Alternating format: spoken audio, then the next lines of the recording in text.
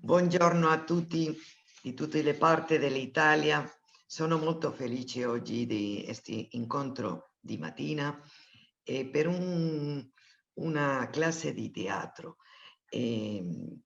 Esta forma de encontrarnos en línea que ha sido habitual durante el tiempo de la pandemia, que todavía está entre nosotros, pero ya afortunadamente va abriéndose. Y precisamente con el tema del teatro, que ha sufrido no solo en Italia, sino también en España, un golpe duro.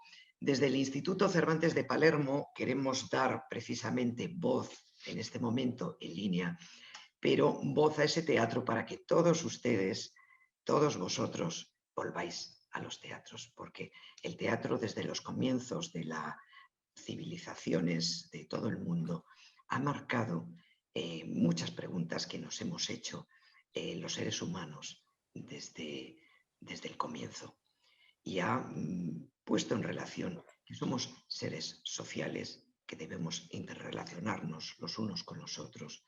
Y para ello hoy nos juntamos con un tema muy especial que tenemos el privilegio de contar con el dramaturgo José Sanchis Sinisterra, que es tal vez uno de los autores más importantes del teatro español en los últimos 50 años. Sanchis Sinisterra, en este caso, acompañado con una compañía Settembre Teatro, que tenemos a Marta Bevilacqua, que es la alma mater. Aquí trabajamos entre mujeres para dar esa voz también a otras mujeres. En este caso, Marta Bevilacqua, a la que conocí justo cuando llegué aquí a Palermo, al Instituto Cervantes, y que teníamos proyectos que, bueno, pues esta pandemia y el fatum del destino ha hecho que por fin podamos juntarnos a través de esta actividad, que yo creo que va a ser muy interesante para todos los participantes. Quiero dar las gracias, como decía, a José Sanchis Sinisterra, a Marta Bevilacqua y a Settembre Teatro, a los colegios que están participando y que están aquí presentes. Estoy encantada que desde Torino, desde Turín, como decimos en España, tenemos al Liceo Gioberti con la profesoresa Elisa Boyetto, el Liceo Bota di Ivrea con la profesoresa Cristina Alegre, Santorre con la profesoresa Estefanía Saboya, el Liceo Regina Margherita con la profesoresa Aina Navas, el Liceo Margiorana de Montecaglieri con la profesoresa Francesca Borriello. Como vemos, esto es una red de mujeres que vamos dando importancia al teatro. Y después también desde el Liceo de Palermo, el Liceo Meli, la profesora Esperanza Falcón y el profesor Sergio Sánchez.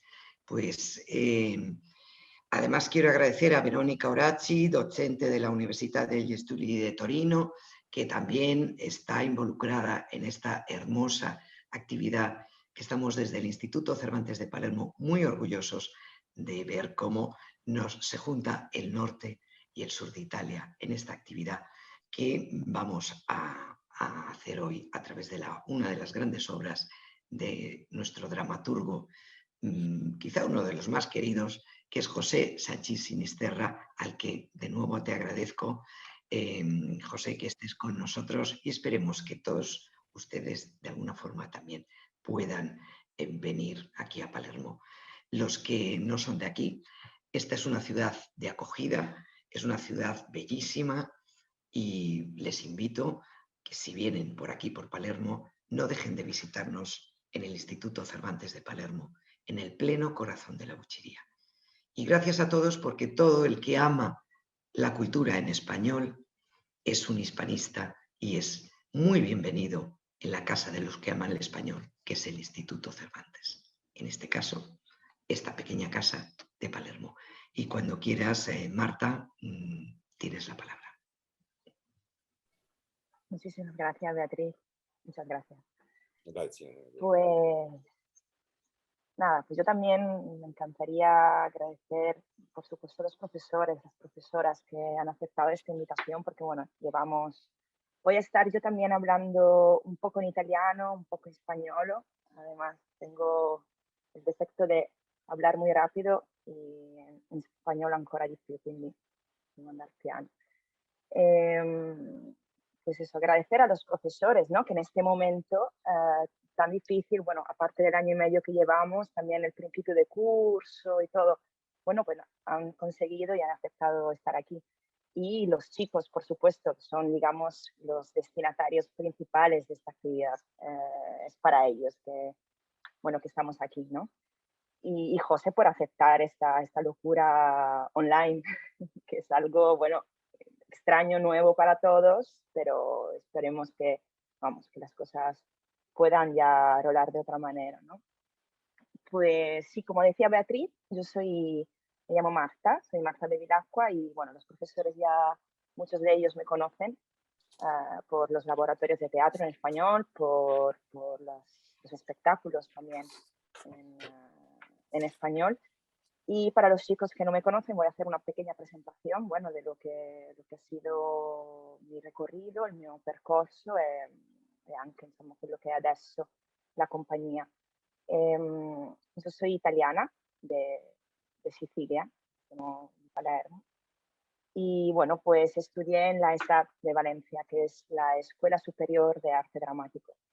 Y después, bueno, después de estos años, que fueron al final 7 años en España, me mudé a Roma, hice un máster ahí en la Academia Silvia D'Amico, y luego así como son las cosas, que uno se muda, se mueve sin saber muy bien una razón, porque hay un sitio que gusta, por amor, por cosas, pues me fui a Turín. Y tuve la suerte de conocer enseguida, después de muy pocos meses, a conocer a Veronica Orazzi, che è appunto la professoressa dell'Università di Torino. Ed è stato, insomma, diciamo, grazie a lei che è stata lei la mia spinta, no? El empujón per fondare la compañía Settembre Teatro. Y la compañía, digamos, que se ocupa, inevitablemente al dirigirla yo, se ocupa de España, en el sentido che varias producciones, diversi spettacoli, diverse produzioni sono coproduzioni spagnole. Questo significa molto banalmente che o sono state appunto cofinanziate da enti spagnoli, come come è stato Acción Cultural Español, PIFE o la SGAE, che sarebbe la SIAE spagnola, o perché all'interno del reparto, no? Ci sono appunto il regista spagnolo, il direttore o il drammaturgo, l'autore del testo. L'ultima produzione, per esempio, è Furiosa Scandinavia, che è un di Antonio Rojano. Y bueno, con esta finalmente, por fin, hemos estrenado en el Gobetti, en el Teatro Stabile di Torino, adesso a luglio passato, y staremos nel Teatro Biondo Stabile di Palermo a febbraio, finalmente in stagione per, non ricordo se 4 o 5 giorni, comunque saremo lì. Aparte de las producciones, digamos, más grandes, que bueno, más grandes no son muy bonitas, pero no son nada de otro mundo, son producciones que están bien. Hacemos las producciones, digamos, en español para las escuelas, entonces molte professoresse sono qui perché sono state fino a poco prima dell'inizio del 2020, hanno portato i loro ragazzi a vedere questi spettacoli e in un certo modo anche questi spettacoli per le scuole comunque sono spettacoli che portano avanti un po' la stessa poetica o le stesse forse finalità della compagnia nelle produzioni un po' più grandi, un po' più massicce, ovvero un interesse per quello che è il contemporaneo, un interesse per quello che è la storia, un interesse, se vogliamo, per la politica, ma intesa come intesa come polis dal greco più che altro, quindi c'è questa spinta che ha la compagnia e quindi in un certo modo questo interesse verso ciò che fa l'uomo e ciò che fa sì che quello che fa lo definisce uomo. Y entonces también en las producciones en español para los institutos, bueno, pues nos enfrentamos a temáticas que son eh, especiales, que, bueno, que tienen un contexto de desarrollo concreto, de alguna manera, con códigos diferentes, pero concreto. Y aparte de eso, pues tenemos el maravilloso y estupendo laboratorio, el Grupo de Teatro Universitario in Espagnol. Questa è stata pure una bellissima idea di Veronica, anche lei ha spinto affinché questa cosa potesse nascere. E attraverso il gruppo di teatro universitario in spagnolo, che finalmente quest'anno, dopo un anno e mezzo di fermo, ricominciamo, ho avuto appunto l'occasione di poter lavorare con questo gruppo un testo che per me ha un grosso valore emotivo e affettivo, que es el texto de José, Terror y Miseria en el primer franquismo, porque tuve pues la ocasión de trabajar con ellos, digamos, las escenas, algunas de las escenas de la obra, e poi appunto avere la possibilità di poter tradurre questo testo in italiano.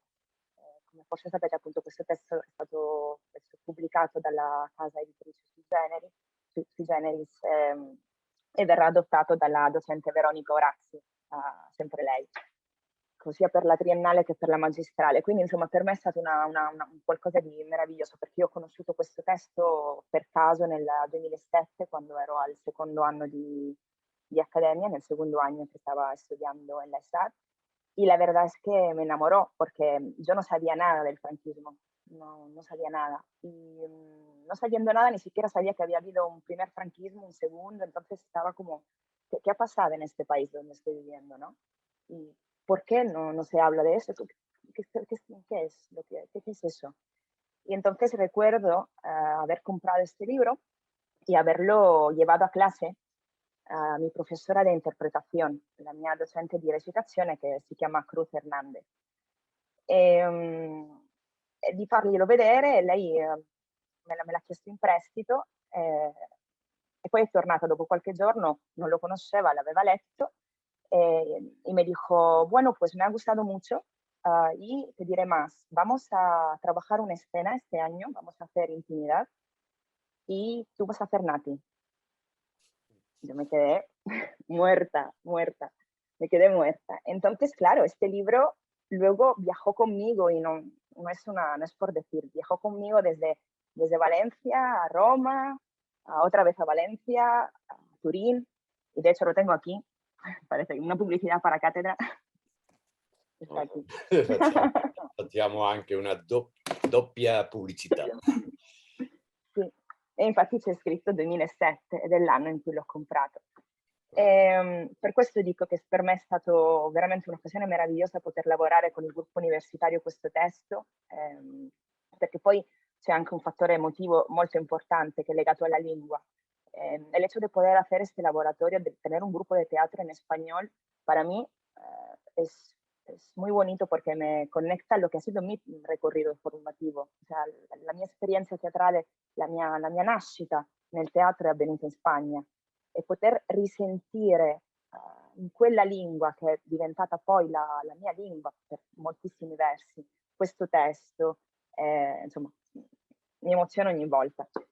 Quindi sì, adesso sono molto contenta, sono molto contenta di essere qua, sono molto contenta di questa attività e che ci sia José. Quindi con questo grupo de teatro universitario en el 2019 pues trabajamos algunas de estas escenas. Al final nos quedamos en 4 mujeres, o sea, en escena estaban las 4 mujeres, yo que había hecho la formación y digamos la dirección. Y claro, tuvimos que adaptar algunas escenas que son de pareja, hombre-mujer, a mujer-mujer, y monólogo, por ejemplo, solamente mujer. Que eso, claro, esto ha hecho sí que, bueno, evidentemente el texto no puede, las intenciones que había, las relaciones que habían cambian, por supuesto, Pero bueno, quedó algo, yo creo que las profesoras que están aquí que lo vieron, quedó algo interesante porque luego surgió la pregunta, ¿y por qué son todas mujeres? Porque tienen un impacto diferente también, una energía diferente. Y, y bueno, y entre otros, entre las varias escenas que hay, pues está el trabajo que hizo Alice, ya, bueno, hace 2 años, que es el trabajo del profesor, que es un monólogo particular. Bueno, que ella ha desarrollado a su manera y bueno, nos ha llevado, bueno, bastante momentos divertidos, ¿no? Entonces, ahora Alice, no sé si está lista, nos va a hacer come un ibrido, no? Fra una lettura drammatizzata e una piccola messa in scena. Alice si trova nella sua stanza, lo possiamo dire, a Cadice, perché appunto sta facendo l'Erasmus, è appena partita para hacer el Erasmus ahí en Cádiz. Entonces, bueno, pues ahora está improvisado en su habitación por primera vez en una lectura que es virtual. Nosotros deseamos todos que de virtual vamos a volver a pasar a real, digamos. Y dejaré a ver cómo se hace eso para que Alice... María Laura, ¿tú sabes si Alice No, tiene... Alice tiene simplemente que reactivar su audio. Ya está. Sí, Y el... vale. Buenos días, hola. Hola, Vale, ¿qué tal? vamos a empezar. Perfecto, gracias. Que sube el telón. Suerte. ¿Cómo? Merda, como Sí. si dice. Ah, gracias, gracias. Una forma de dire sorte un po' grosera. A ver, buenos días. Buenos días. ¿Qué pasa? ¿Por qué no se sientan? Vamos, siéntense. ¿No me oyen? He dicho que se... Pero no de ese modo. Bonita educación, la que les dan en sus casas. Ah, también risitas tenemos. Muy bien, muy bien. Veremos quién se ríe el último hoy. Aunque también puede ser que toda esta alegría les venga de cuanto como han estudiado, ¿no? Eso será la satisfacción del deber cumplido. Aquí estamos para cosas más serias. Más serias, ¿me oyen? Estamos aquí para aprender historia. Historia de España, sí. Las raíces del nuevo espíritu nacional. Sí, con estas palabras me acaba de definir la asignatura el señor director. Las raíces del nuevo espíritu nacional. ¿Se dan cuenta? Historia no es una asignatura como las otras, como la física, la matemática, no. La historia de España merece...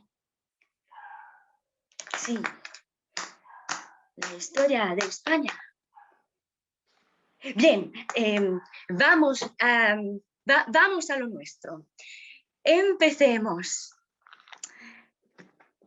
¿Estamos todos?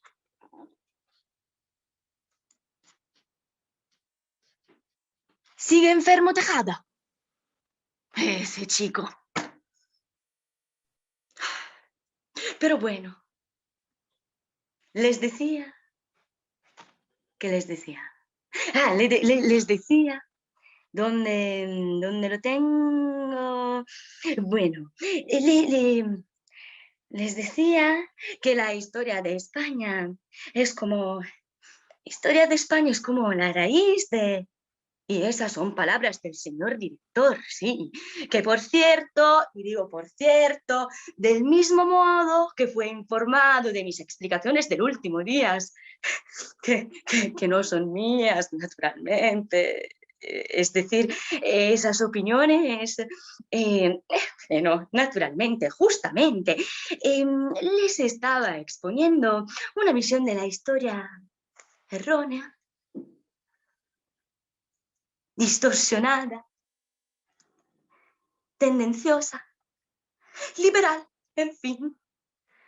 Pero parece que eso no quedó claro y que alguno de ustedes pensó y decía, bueno, no les quepa duda que del mismo modo que el señor director fue informado de eso, no les quepa duda que será informado también de su comportamiento en la clase de hoy. Pero cada cosa a su tiempo. Ahora vamos a lo nuestro. Vamos al cuadro sinóptico. Sí, abran los cuadernos y revisaremos juntos el cuadro sinóptico de las crisis políticas y económicas del siglo XIX que les di.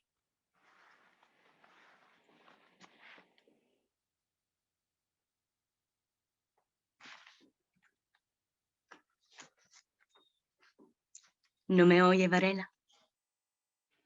Varela. El cuaderno. A ver, esos graciosos del último banco. Me parece que...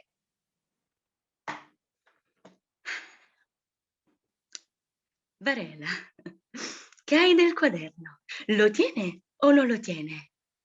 ¡Silencio!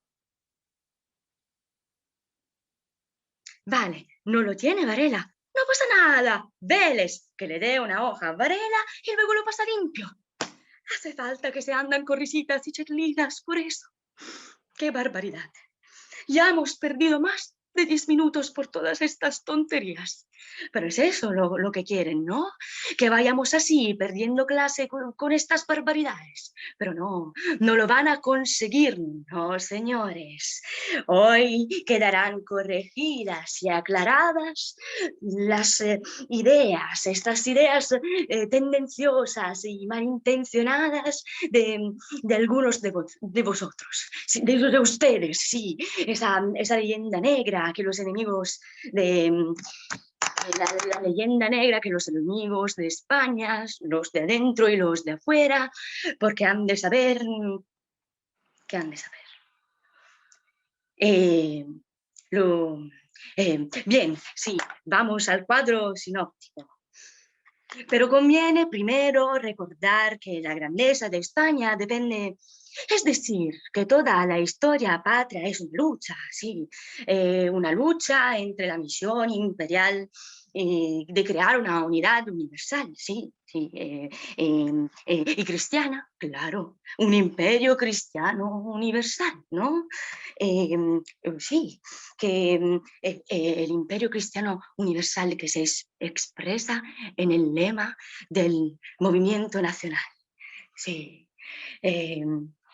Del imperio hacia Dios. Eso, del imperio hacia Dios.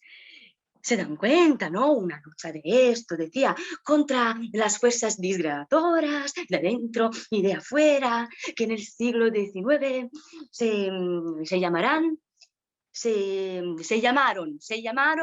anoten por favor, Varela, anoten por favor, afrancesamiento.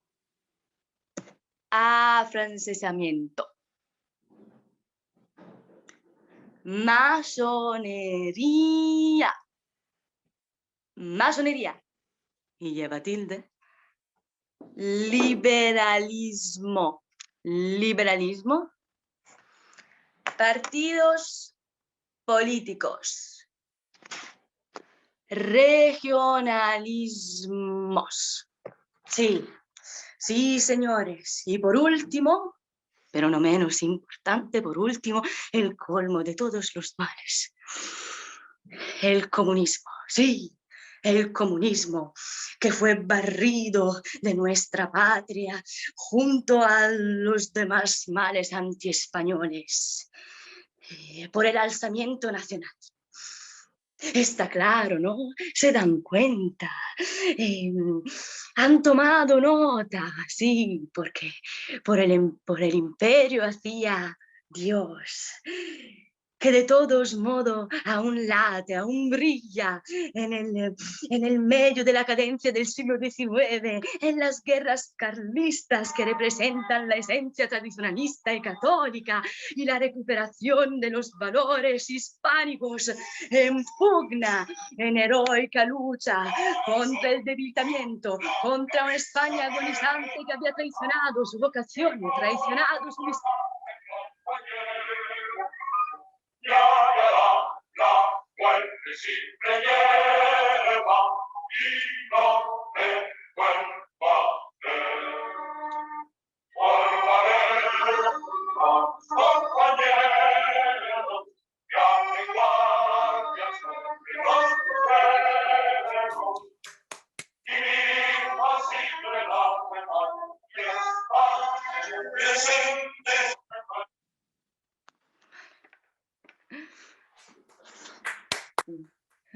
Gracias.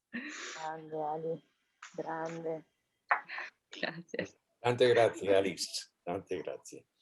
Forse Marta avrei stato prudente spiegare un po', no, il contesto della scena e anche una dimensione visuale che è molto importante e che il professore, che bueno, la professoressa in questo caso ha avuto una trasferenza generica nel testo, nel mio testo su un professore, no, che arriva alla sala di classe, si dice, alla sala di classe, molto, diciamo, trascurato, molto nervioso, e comincia con questa sensazione di insegurità che Alice ha tradotto molto bene, diciamo un professore che ha perso piedi, ha commesso un errore didattico il dia prima, no? E il direttore lo ha fatto andare al suo, come si dice, despacho, al suo ufficio, Sì, al suo ufficio. e le ha detto che lui bisogna spiegare la storia di Spagna tal come il franchismo l'ha stabilito, perché il tema dell'opera è la riscrittura della storia, la riscrittura della memoria, che è stato uno dei diciamo, lavori del franchismo. Ma io penso che si potrebbe aver fatto una prima introduzione, perché io sono sicuro che queste generazioni di ragazzi e ragazze non sappiano che in Spagna, o forse hanno un'idea troppo ancora nebulosa o nuvosa, che in Spagna ha avuto una guerra civile, no? Nel 1936, per evitare la stabilità di una repubblica, no? Legalmente stabilita, no? Per le elezioni, e che la destra politica non ha voluto accettare mai e ha intentato farla. Allora, con l'aiuto di Hitler e di Mussolini, la destra ha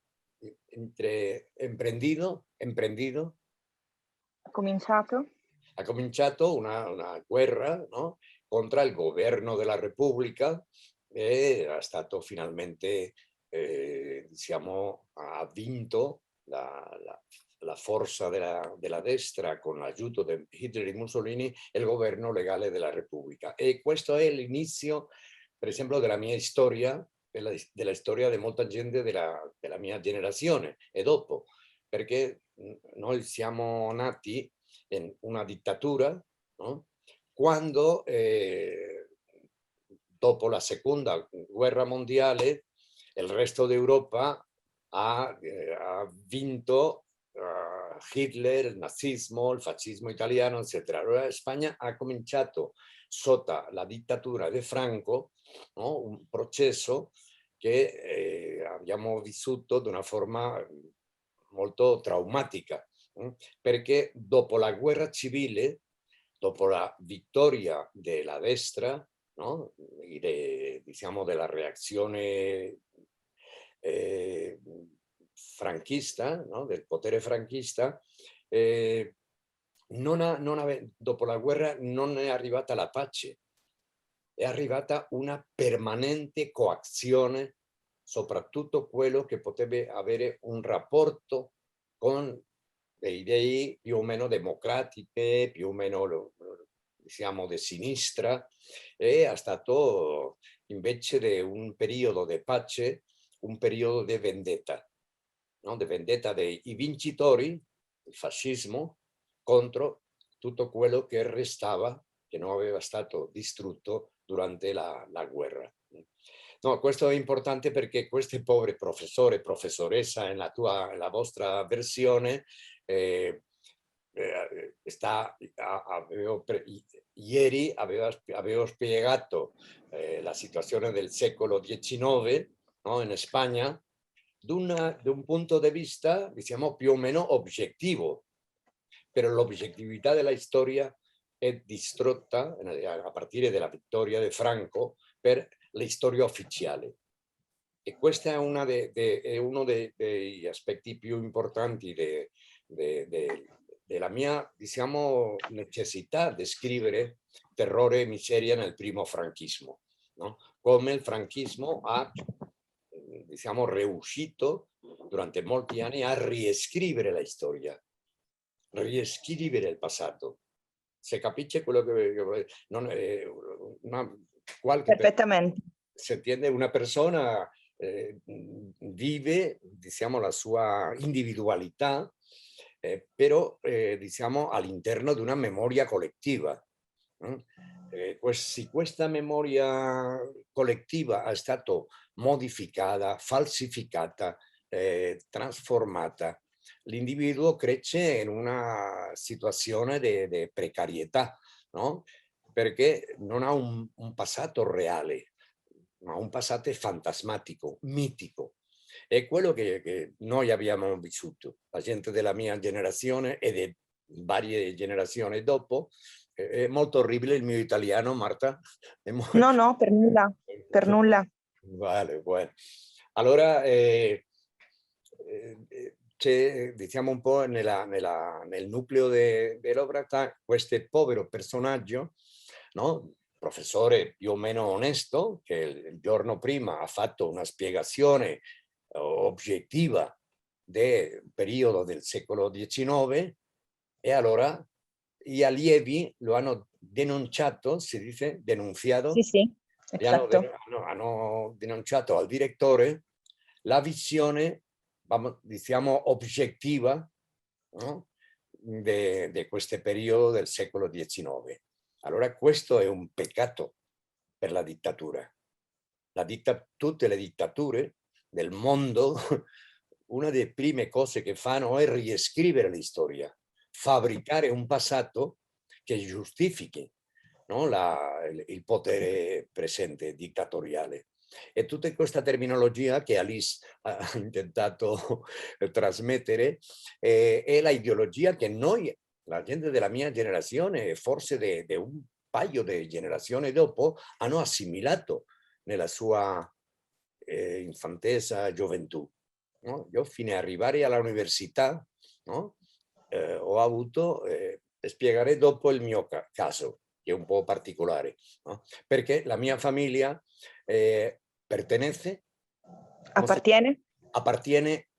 apparteneva, stanno morti, al bando dei venzuti. Dei vinti. De los vencidos. De los vencidos. ¿Cómo es dei en italiano? Vinti.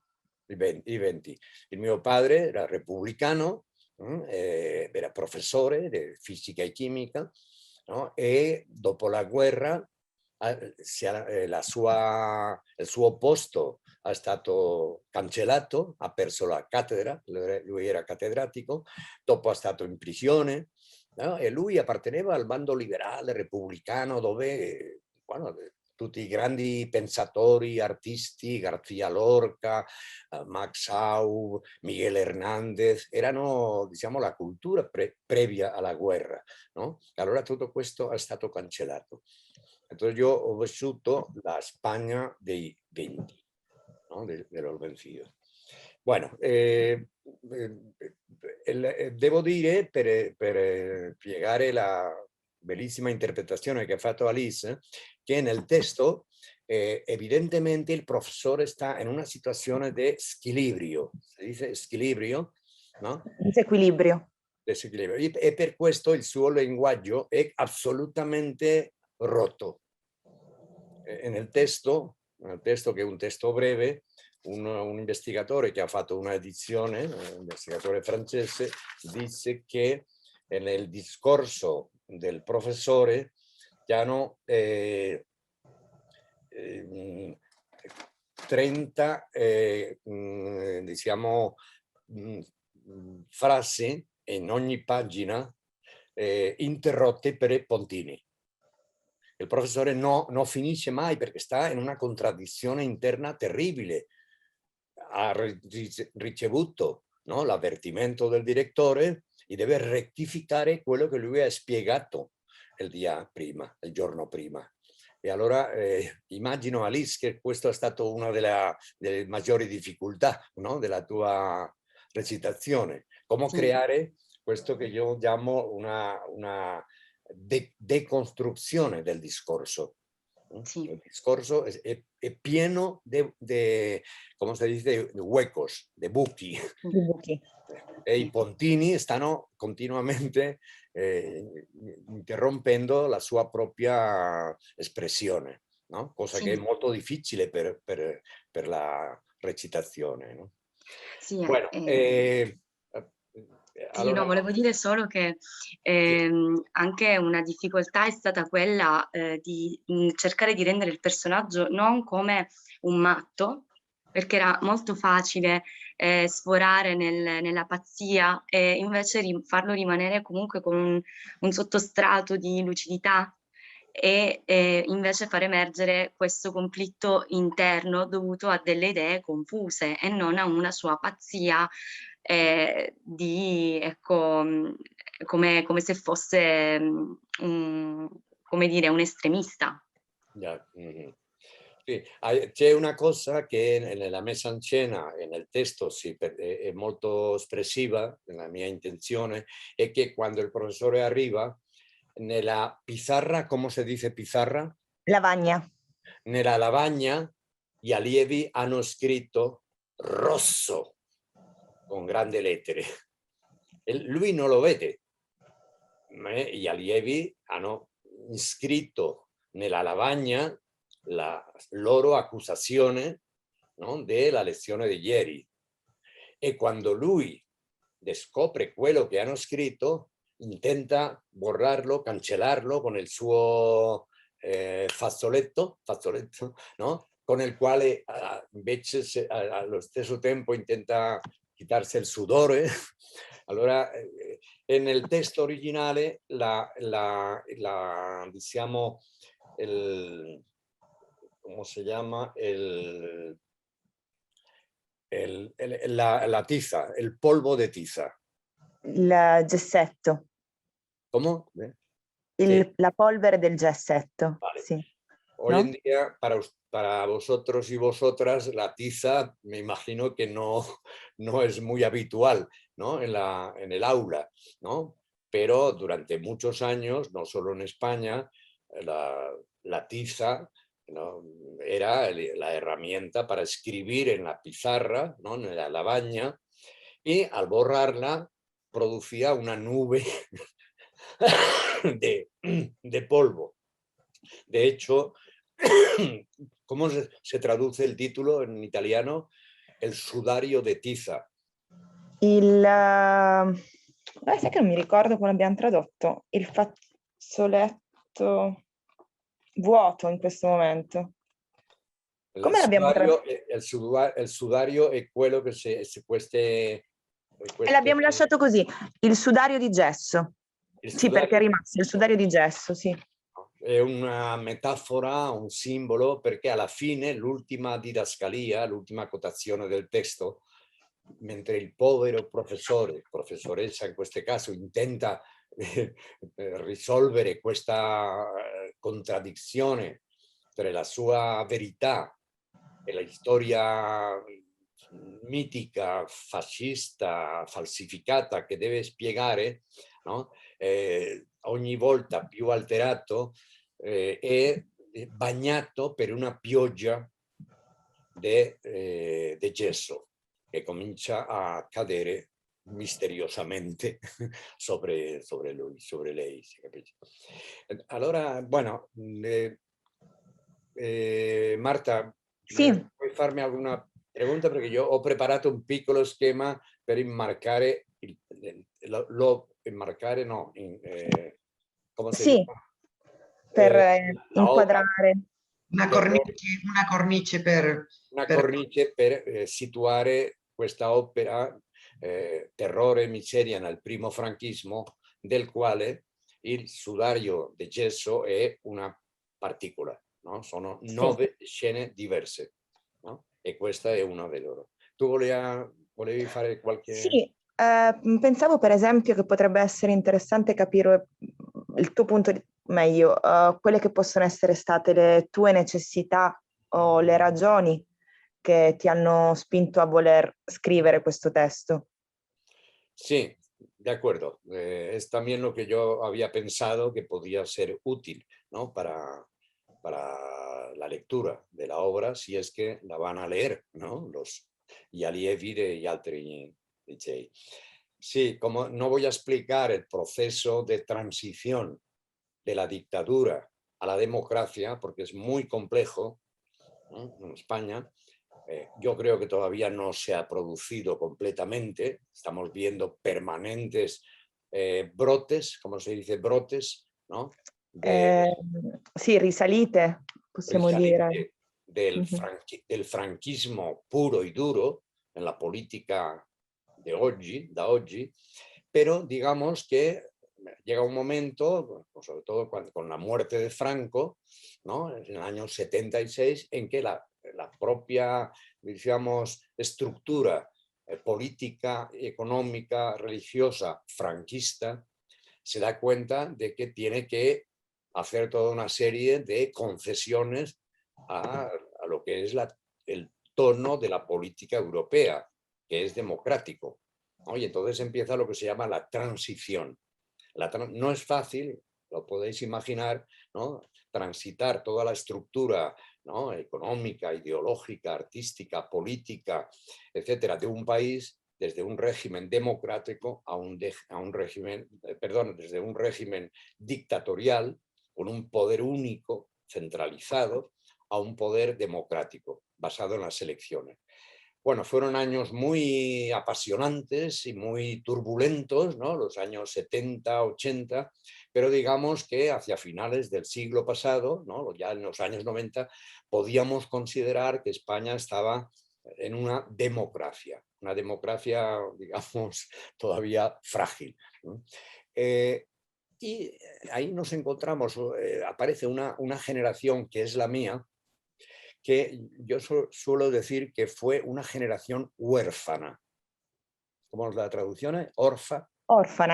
Órfana. ¿Por qué? En el caso mío particular y de muchos otros jóvenes que en los años 60 del siglo pasado trataban de entender el mundo, la vida, como todos vosotros, ¿no? Nos encontrábamos con una verdad oficial, ¿no? En el tejido cultural y político español, y una verdad real que estaba escondida, que había que excavar, que había que adquirir casi, diríamos, clandestinamente. Esto pues, resulta difícil de entender cuando se vive en una democracia que parece eterna, pero no es así. Yo, por ejemplo, muchos autores que leía en mi época universitaria, ¿no? Cuando tenía 17, 18, 20 años, estaban prohibidos en España. Y entonces yo, por ejemplo, yo hice un viaje a París en 1960 que para mí fue una auténtica catarsis. Gracias a ese viaje, ¿no? En las librerías parisinas yo pude acceder a toda una literatura, sobre todo teatro, pero no solo, que en España estaba de alguna manera prohibida, ¿no? Y que había que conseguir incluso con riesgo, con rischio. Vicino all'università c'era una libreria più o meno liberale, più o meno democratica, clandestinamente, no? O sea, discretamente democratica, e allora io, ogni giorno, quasi ogni giorno, io arrivavo, facevo un segno particolare al, ¿cómo se llama? Al librero, Al libraio? Le hacía un gesto, él me decía sí o no, así discretamente. Eso quería decir que había llegado un libro prohibido que yo había pedido. O simplemente que el dueño de la librería sabía que ese libro, ¿no?, me podía interesar, porque era el libro de un autor español exiliado, ¿no?, o de un autor europeo claramente de sinistra, ¿no? Entonces, toda mi formación intelectual se desarrolló en un ambiente, diríamos, de una familia ¿no?, vencida, como digo, una familia que pertenece al bando de los perdedores, de quelli che hanno, e che mi hanno provato a inocularmi la prudencia. La prudencia, se dice.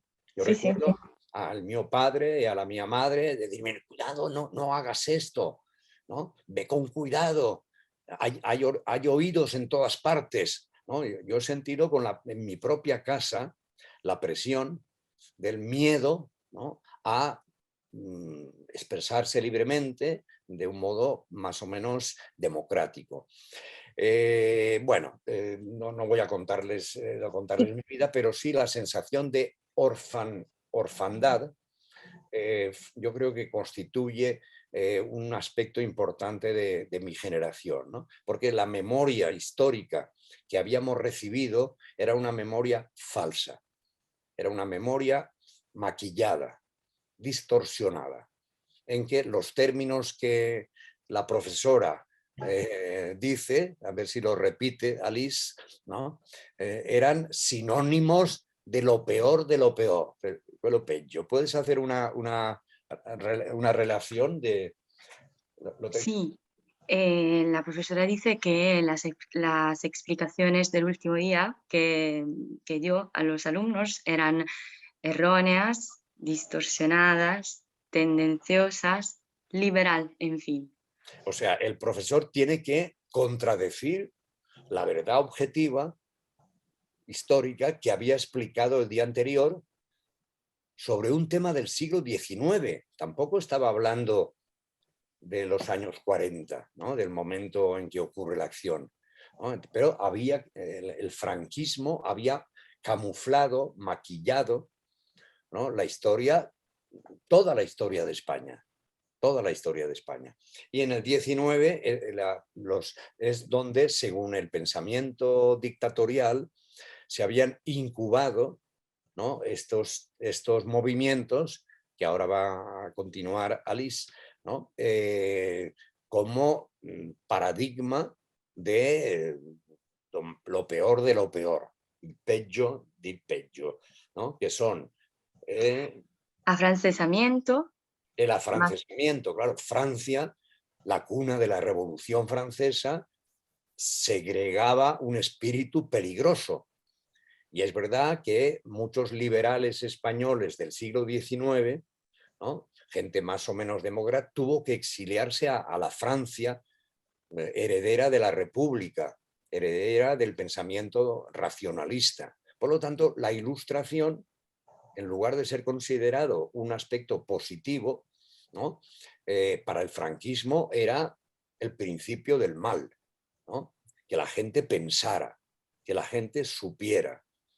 Perdón, continúa. Te voy interrumpiendo, tú vas diciendo y voy dando una pequeña... sí, masonería, La masonería, las sociedades secretas fueron también muy importantes en el siglo XIX y en el XX, y en general algunas de ellas tenían un componente relativamente liberal.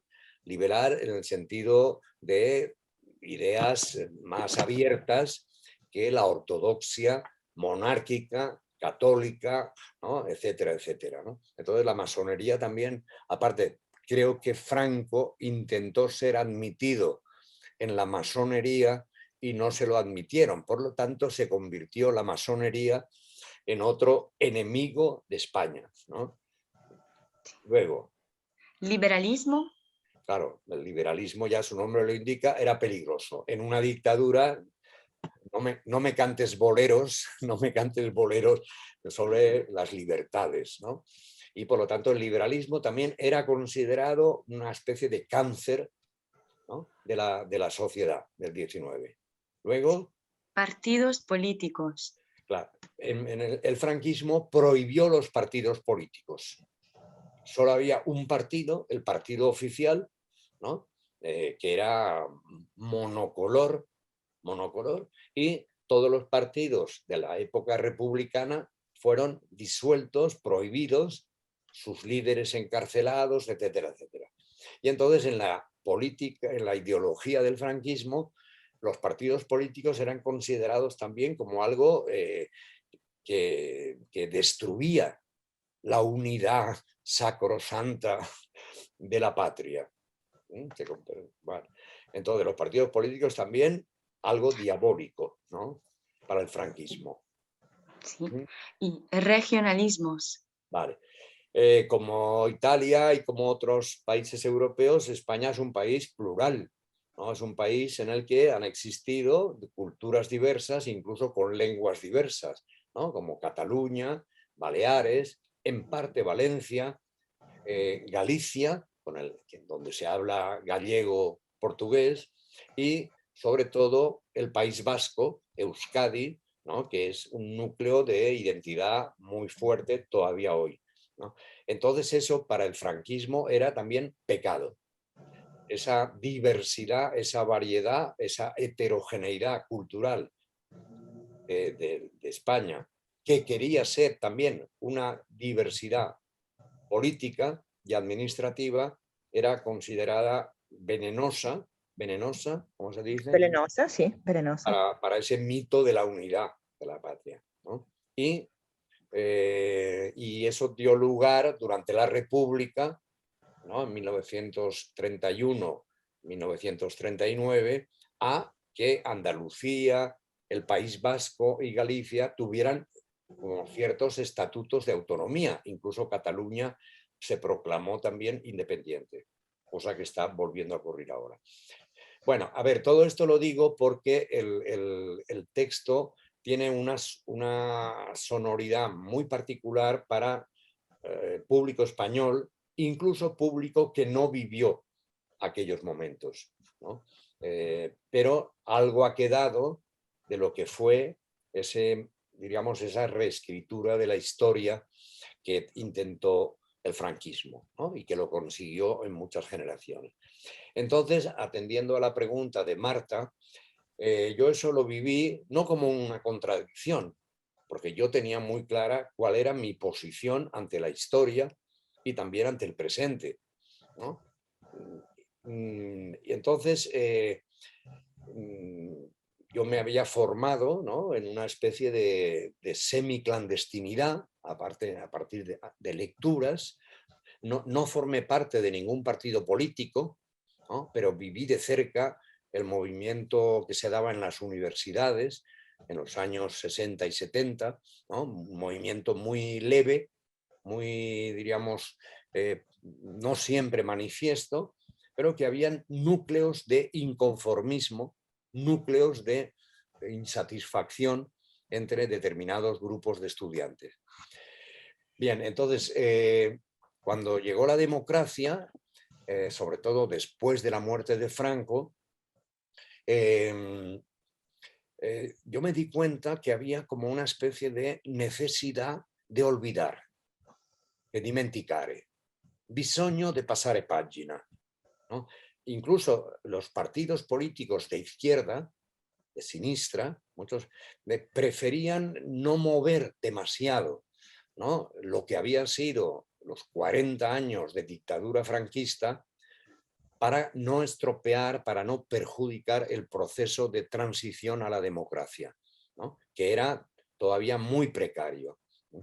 Entonces yo me di cuenta que había una especie de necesidad de dimenticare, bisogno de dimenticare. Passiamo pagina. Es un mecanismo de defensa, tanto individual como colectivo, ¿no? Cuando tenemos detrás, en el pasado, ¿no? Algo que nos perturba, ¿no? Que nos inquieta, incluso que nos puede hacer daño, fare male, dimenticare è una terapia meravigliosa. Normalmente non è utile, ¿no? Perché lo reprimido emerge sempre, però hubo esta voluntad de olvidar el franquismo, dimenticare gli anni negri, 40 anni negri del franchismo. Allora io ho detto, scusa? No, perdona. No. Quería con eso lanzarme a otra pregunta que me está Vale. surgiendo. Pero... Bueno, y entonces decidí llevar al teatro. Yo escribía teatro desde los 17 años y faceva anche la regia, eccetera. E allora il teatro era il mio territorio di riflessione e il mio territorio anche di interagire con i miei compagni, con la mia generazione e con altre, no? E allora ho deciso di riscattare, no? Questo mondo, no? Che si voleva dimenticare, il mondo del franchismo. Un piccolo passo indietro, questo viaggio a Parigi negli anni 60, no? L'anno 60, con la mia chitarra io mi sono guadagnato la vita nelle strade, e con questi soldi che la chitarra mi permetteva avere, ho cominciato a comprare libri proibiti, libri che in Spagna non si trovavano. E allora ho scoperto a Bertolt Brecht. Bertolt Brecht è stato un drammaturgo e regista tedesco, no? Che negli anni 20, 30, 40 del secolo ha rivoluzionato il teatro, ha creato una modalità di teatro marxista, no? E esteticamente molto particolare, è quello che lui chiamava teatro epico, termine apparentemente contraddittorio, no? Dramma, epico, epicità, narratività, racconto, eccetera. Allora, per me, Bertolt Brecht è stato, diciamo, il mio primo maestro. Lettura, diciamo, clandestina, perché in Spagna non stava ancora permesso, no? Non si poteva vendere, era molto difficile accedere. E allora, quando negli anni 70, 80 ho deciso di scrivere questa recuperazione della memoria della repressione franchista, ho rubato l'idea di un testo di Bertolt Brecht che si chiama Terror y miseria en el Tercer Reich, ¿no? Il Terzo Reich è il periodo di Hitler, ¿no? Hitler in Alemania, Mussolini in Italia. E allora in questo testo, il testo di Bertolt Brecht, Terror y miseria nel Terzo Reich, si dice così, Terzo Sì. Reich, no? In questa opera che lui ha dovuto scrivere nell'esilio, perché ha dovuto esiliarsi in Alemania quando Hitler ha cominciato a prendere il potere.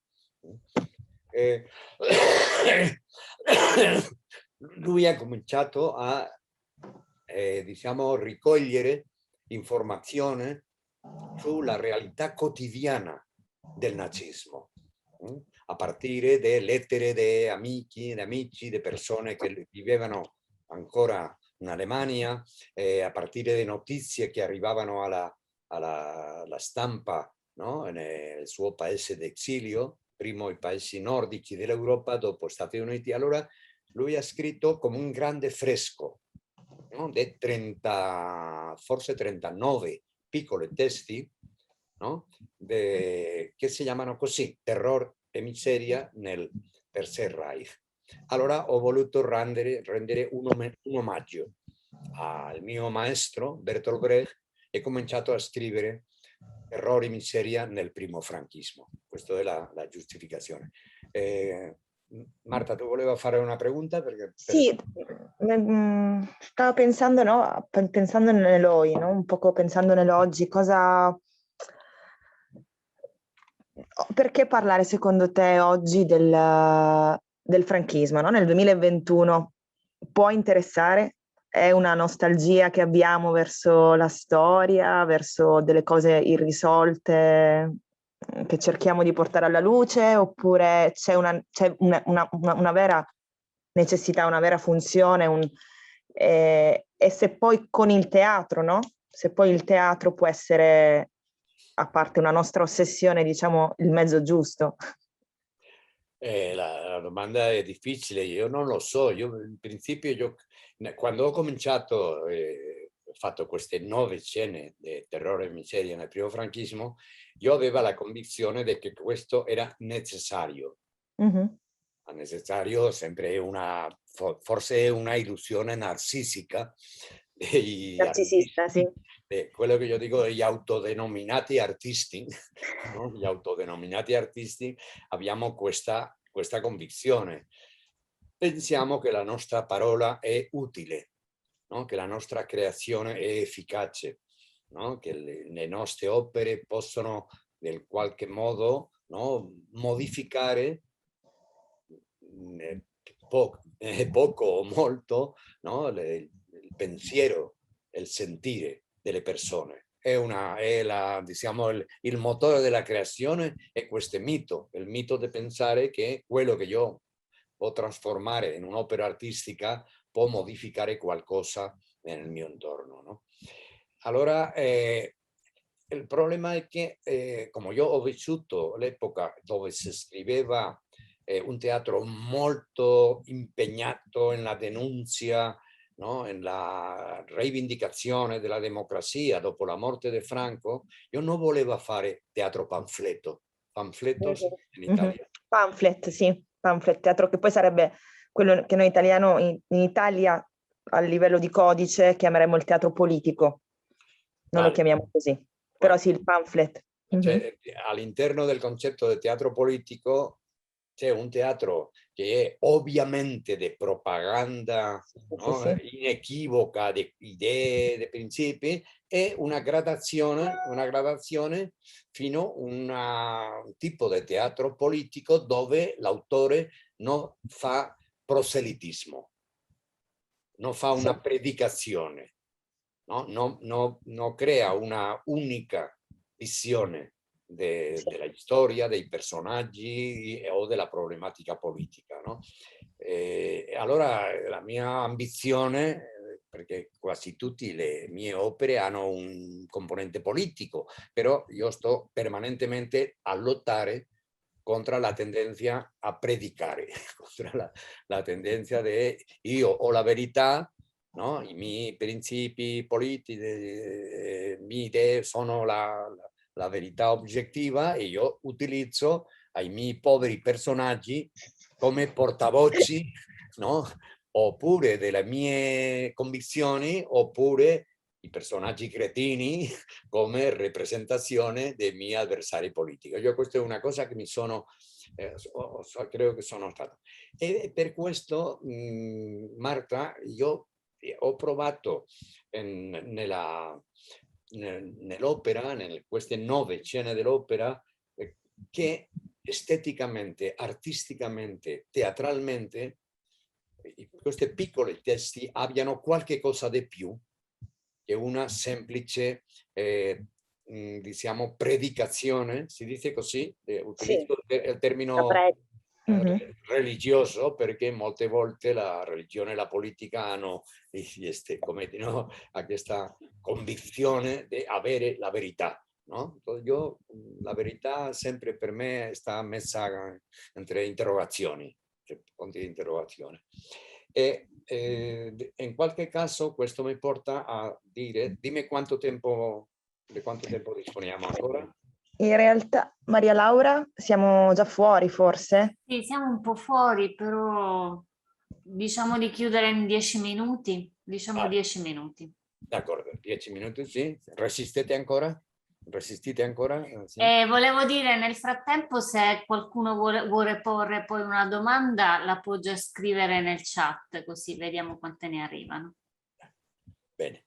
Bueno, allora, più o meno rapido. Alle volte dico che io ho una deuda, come si dice deuda, con Brecht. Un debito. Un debito con Brecht. Io sempre riconosco che ho qualche maestri che sono i miei, diciamo, permanenti riferimenti, no? Che sono Bertolt Brecht, Frank Kafka, Samuel Beckett, Harold Pinter y Julio Cortázar. questi 5 autori io sto permanentemente a rileggere, a trovare meccanismi che mi incitano, sono i 5 maestri riconosciuti. In più ho altri maestri che, che forse non sono conscienti. E Brecht è stato uno di questi maestri. Però al farmi questo omaggio con il titolo di Terrore e miseria nel primer franchismo, io non volevo ripetere anche una caratteristica dell'opera di Bertolt Brecht, dell'opera Terrore e miseria nel Tercer Reich, che è il monocromatismo estetico. Tutte le piccole pezze di Brecht, che sono meravigliose, alcune sono straordinarie, però tutte appartengono al realismo epico. Sì. Che diciamo questa modalità creata per Bertolt Brecht, che è stata dopo molto utilizzata in tutto il teatro di sinistra del mondo. No? Io non volevo fare. È per questo che ogni dei piccoli testi di Terrore e miseria nel primo franchismo ho provato una poetica diversa. No? Il primo, io parlerei di teatro dell'assurdo, teatro poetico, teatro simbolista, no? Primavera 39, no? il primo testo. No? Il secondo, il sudario di Tiza, che è questo che abbiamo visto, è più o meno realistico, ma con questa nota poetica del gesso, no? Che è una metafora, no? Scenica. Plato unico, il terzo, è più o meno un sainete popolare, imitando lo stile, non so come si diría in italiano, il sainete. Sì, diciamo che potremmo avvicinarlo a quello che sono le opere di Goldoni, forse, nel tipo di linguaggio. Sì. Epoche diverse magari, però sì, diciamo che il codice è quello. Dopo, bueno, io sì, ognuna delle opere ho provato di esplorare una modalità drammatica, no? Lo che si chiama una poetica diversa. No? Intimità, per esempio, è sì che si avvicina al lavoro di Brecht. Esatto, probabilmente è la più brechtiana, perché in più i personaggi, no? Che stanno in una situazione, diciamo, drammatica, in una pressione, no? Alternativamente rompono quello che si dice il quarto muro e parlano al pubblico, e trasmettono la sua situazione, il suo dramma. Devo dire che questo con rispetto alla poetica, ho provato che ogni testo abbia una poetica diversa, un stile diverso, una modalità drammaturgica diversa. Forse, sì. Scusami Maria Laura, se mi permette, no? Sì. Perché potremmo collegarlo, ho letto c'è una domanda, visto que stiamo proprio parlando di intimidad, ya que estamos justo precisamente hablando de intimidad, hay una pregunta sobre, no sé qué escuela es, pero preguntan, ¿dónde está? ¿La lees tú? Los chicos preguntan si la escena de la cárcel de mujeres es también una realidad conocida de alguna manera por el autor. Además preguntan, ¿son personajes fronterizos los de las escenas? Por ejemplo, la posición de la profesora en la historia. Es la escuela Carlo Botta. Ok, es una pregunta que viene. Pues sí. Es interesante esta pregunta porque afecta a otras muchas obras, ¿no? Como digo en el prólogo en español de la obra, yo no he vivido esa realidad de los años 40 con conciencia histórica. Yo nací en 1940, o sea, ese periodo de las 9 obras, ¿no? de Terror y Miseria va de 1939 a 1949. ¿no? Por lo tanto, es una época en que yo era un niño feliz que jugaba en la strada, no? Io mi sono definito come un bambino di strada, no? E allora per scrivere Terrore e Miseria ho dovuto cercare la memoria d'altri e quasi tutti i testi stanno basati in materiale documentale. Documentale voglio dire, per esempio, Intimità, i monologhi dei due personaggi, la militante anarchista e la militante comunista, stanno estratti rielaborati di un testo sobre, credo che si llama Donne nelle carceri de Franco, o algo así, Mujeres en las cárceles de Franco, en donde ya en Democracia el autor del libro recogió testimonios directos de lo que habían vivido en las cárceles franquistas muchas mujeres. Y muchas de las frases de esos dos personajes están robadas, ¿no?, a cosas dichas directamente por presas reales. Y así podríamos ir obra por obra y ver que todas ellas están basadas en documentación. Documentación más o menos subjetiva de víctimas, de sujetos de la historia o de investigadores. ¿Sí? ¿Sí, Marta? Sí, He respondido a la pregunta, ¿no? yo creo que sí, yo creo que sí. María Laura dice que quizás, ¿no? Hay Ahora, quizá un detalle más, perdona Marta, y es sí. que aparte de ese carácter testimonial de los monólogos de esos dos personajes, yo ahí quería señalar una de las grandes tragedias de la República Española, que fue el enfrentamiento entre anarquistas y comunistas. A pesar de que anarquistas y comunistas estaban unidos, ¿no?, por la defensa de la República y contra el fascismo de los militares fieles a Franco, o sea, que se sublevaron con Franco, los anarquistas y comunistas no dejaron de enfrentarse entre sí. Entonces, claro, eso para mí fue una de las causas de la derrota de la República frente al franquismo, que era unidad absoluta de todos los que estaban contra el progreso, contra la democracia, ¿no?, contra la libertad.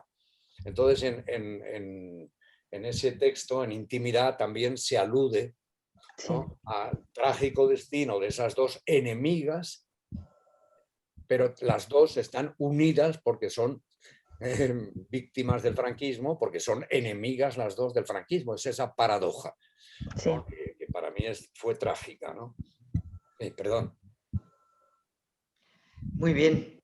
Yo creo que estamos ya en el límite del tiempo, ¿verdad, María Laura? No sé si hay alguna pregunta más. Creo que no.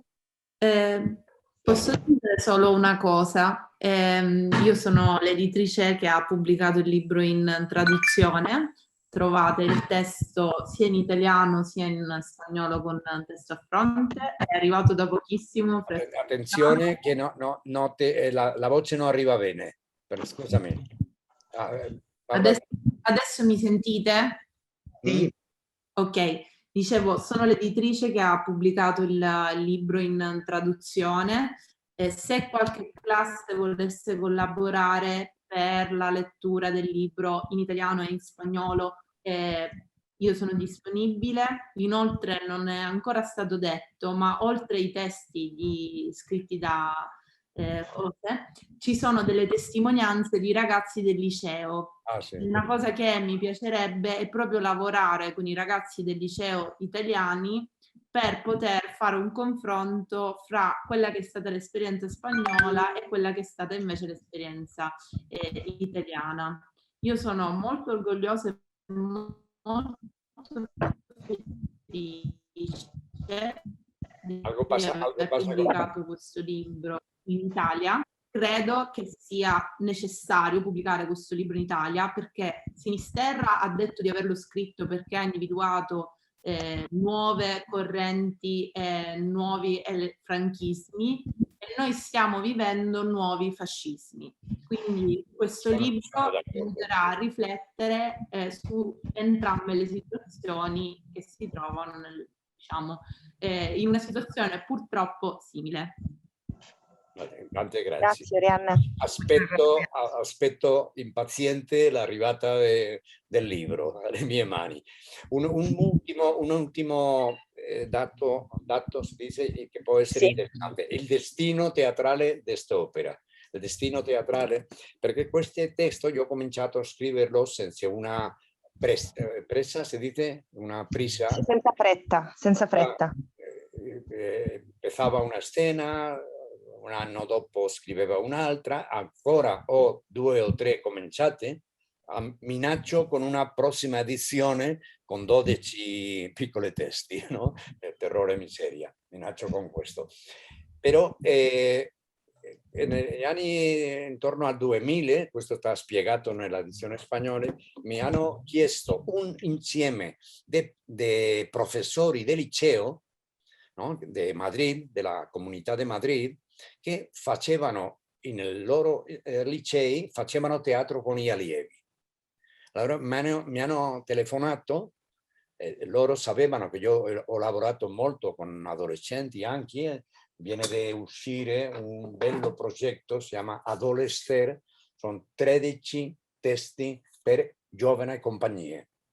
Si chiama adolescer, è una parola inventata che ha a che vedere con adolescente, ma questo procede della mia epoca dove, essendo professore del liceo, ho fatto teatro con i miei allievi, no? Per questo che considero ammirabile il lavoro che state facendo a Palermo. Allora ho fatto, mi hanno chiesto, mi hanno detto, siamo un gruppo di professori e professoresse del liceo che facciamo teatro ognuno nel suo liceo con gli allievi. E vorrei, ti chiamo per chiederti un laboratorio, che è una delle mie attività frequenti, un laboratorio di recitazione. Allora ho detto, d'accordo, mi piace molto perché io ho stato anche professore del liceo. Bueno, allora ho fatto un laboratorio e di 3 o 4 mesi, no, di drammaturgia attoriale, lavoro che ho fatto anche in Italia, a San Miniato, a Venezia e a Milano, che sono improvvisazione ma con strutture drammaturgiche complesse, e avendo finito loro mi hanno detto il prossimo anno vogliamo continuare lavorando con te, e io ho detto vale, d'accordo, il prossimo corso, no, facciamo una seconda edizione del laboratorio. Dice no, ya non vogliamo più laboratori, adesso vogliamo montare sul palcoscenico. Queremos... Allora ho visto 34-35 professori entre 35 anni e 60, no? Che volevano recitare, che volevano.